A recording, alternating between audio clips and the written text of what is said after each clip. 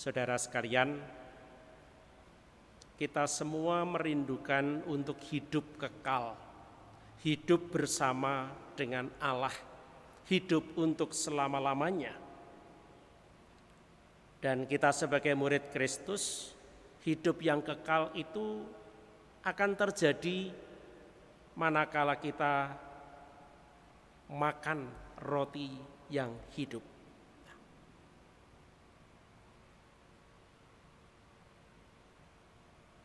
Dalam bacaan yang kedua tadi, secara tidak langsung juga ingin dikatakan bagaimanakah kita akan hidup kekal.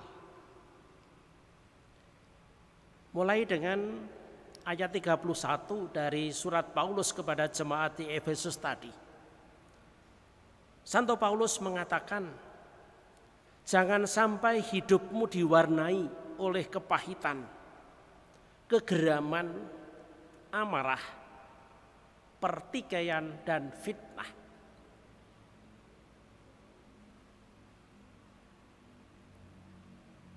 Pertanyaannya mengapa? Mengapa Paulus tidak membiarkan kita hidup dalam kepahitan?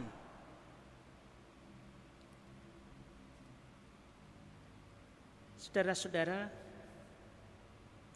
orang yang hidupnya diwarnai oleh kepahitan seringkali menjadi amat sensitif, sedikit-sedikit terbawa oleh perasaan.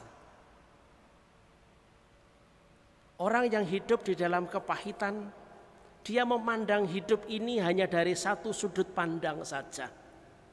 Dan sudut pandang itu adalah sudut pandang yang serba negatif, serba susah, tidak ada waktu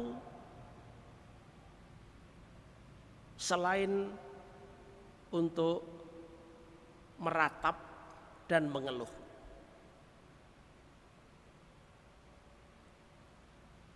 Sepertinya segala sesuatu yang terjadi padanya itu akan menyinggung dia.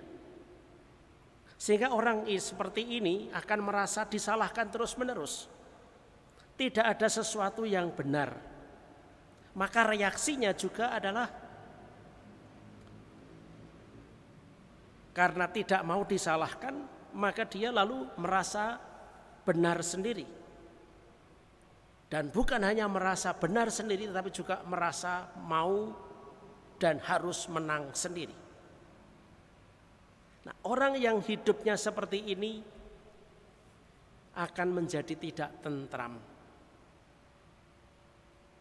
Karena dia hidup hanya untuk dirinya sendiri. Dia akan kesepian, dia akan sendirian. Tidak ada kawan yang menyertai, yang mengiringi perjalanan hidupnya. Itulah alasan mengapa Paulus mewanti-wanti kita, jangan hidupmu diwarnai oleh kepahitan, amarah, dan pertikaian. Nah, sebaliknya Santo Paulus mengatakan, hendaklah kamu ramah, penuh kasih mesra, dan saling mengampuni. Mengapa? Karena hidup dengan diwarnai oleh keramahan, oleh kesediaan untuk mengampuni, itu kita akan merasakan bahwa hidup ini akan menjadi hangat. Kita tidak lagi merasa sepi, karena kita punya banyak teman.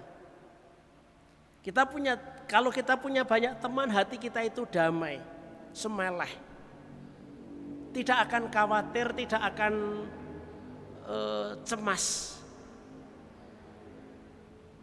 Karena kemana-mana kita akan berjumpa dengan saudara. Kita tidak perlu khawatir kelaparan, karena pasti akan ada teman yang menolong.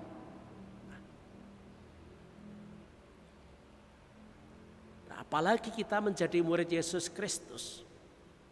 Dan Yesus juga mengatakan bahwa hidup itu tidak hanya bergantung pada roti, pada makanan fisik, tetapi juga pada sabda Allah. Dan sabda Allah itu adalah sabda yang membawa damai.